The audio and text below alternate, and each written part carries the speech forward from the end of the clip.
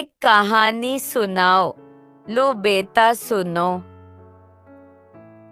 आज की कहानी शब्दों की ताकत। दादी एक कहानी सुनाओ। लो बेटा सुनो। आज की कहानी शब्दों की ताकत। एक नौजवान चीता पहली बार शिकार करने निकला। अभी वो कुछ ही आगे बढ़ा था कि एक लकड़बग्घा उसे रोकते हुए बोला, अरे छोटू, कहाँ जा रहे हो तुम? मैं तो आज पहली बार खुद से शिकार करने निकला हूँ। चीता रोमांचित होते हुए बोला, हाँ हाँ हाँ लकड़बग्घा हंसा, अभी तो तुम्हारे खेलने कूदने के दिन हैं। तुम इतने छोटे हो, तुम्हें शिकार करने का कोई अनुभव भी नहीं है। तुम क्या शिकार करोगे? लकड़बग्घे का बग्घे की बात सुनकर चीता उदास हो गया।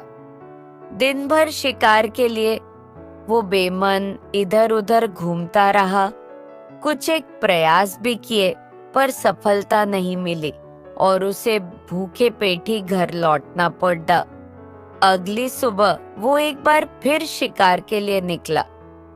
कुछ दूर जाने पर उसे एक बूढ़े बंदर ने देखा और पूछा, कहाँ जा रहे हो बेटा?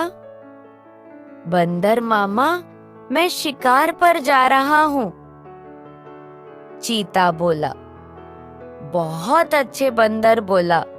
तुम्हारी ताकत और गति के कारण तुम एक बेहद कुशल शिकारी बन सकते हो। जाओ, तुम्हें जल्द ही सफलता मिलेगी।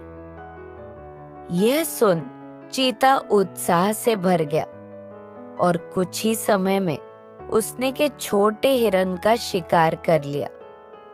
मित्रों, हमारी जिंदगी में शब्द बहुत मायने रखते हैं। दोनों ही दिन चीता तो वही था, उसमें वही फुर्ती और वही ताकत थी। पर जिस दिन उसे डिस्करेज किया गया वो असफल हो गया और जिस दिन एनकरेज किया गया वो सफल हो गया। शिक्षा। इस छोटी सी कहानी से हम 3 जरूरी बातें सीख सकते हैं। पहली, हमारा प्रयास होना चाहिए कि हम अपने शब्दों से किसी को प्रोत्साहित करें, हतोत्साहित नहीं। इसका ये मतलब नहीं कि हम उसे उसकी कमियों से अवगत न कराएं या बस झूठ में ही प्रोत्साहित करें। दूसरी, हम ऐसे लोगों से बचें जो हमेशा निगेटिव सोचते और बोलते हों और उनका साथ करें जिनका व्यवहार सकारात्मक हो। तीसरी और सबसे अहम बात, हम खुद से क्या बात करते हैं। सेल्फ टॉक में हम कौन से शब्दों का प्रयोग करते हैं, इसका सबसे ज्यादा ध्यान रखें, क्योंकि ये शब्द बहुत ताकतवर होते हैं, क्योंकि ये शब्द ही हमारे विचार बन जाते हैं और ये विचार ही हमारी जिंदगी की हकीकत बनकर सामने आते हैं। इसलिए दोस्तों, शब्दों की ताकत को पहचानिए। जहां तक हो सके पॉजिटिव वर्ड्स का प्रयोग करिए। इस बात को समझिए कि ये आपकी जिंदगी बदल सकते हैं। एक कहानी प्लीज। ठीक बेटा, तो सुनो। सुखिया और दुखिया। बहुत समय पहले की बात है। जंगल के करीब एक गांव में दुखिया और सुखिया नाम के 2 लकड़हारे रहते थे। एक सुबह जब वे जंगल में लकड़ियां काटने गए तो उनकी आंखें फटी की फटी रह गई। लकड़ी की तस्करी करने वाली गैंग ने बहुत सारे पेड़ काट दिए थे और बड़े बड़े ट्रक्स में लकड़ियां भर ले गए थे। ये देखते ही दुखिया क्रोधित हो गया। देख सुखिया क्या किया उन तस्करों ने, मैं उन्हें छोड़ूंगा नहीं। मैं गांव के हर घर जाऊंगा और इस घटना की शिकायत करूंगा। क्या तुम भी मेरे साथ चलोगे? तुम चलो, मैं बाद में आता हूँ, सुखिया बोला। बाद में आता हूँ? क्या मतलब है तुम्हारा? इतनी बड़ी घटना हो गई और तुम हाथ पे हाथ धरे बैठे रहोगे? चल के सबको इसके बारे में बताओगे नहीं? दुखिया हैरान होते हुए बोला। जो मन करे वो करो, मैं तो चला।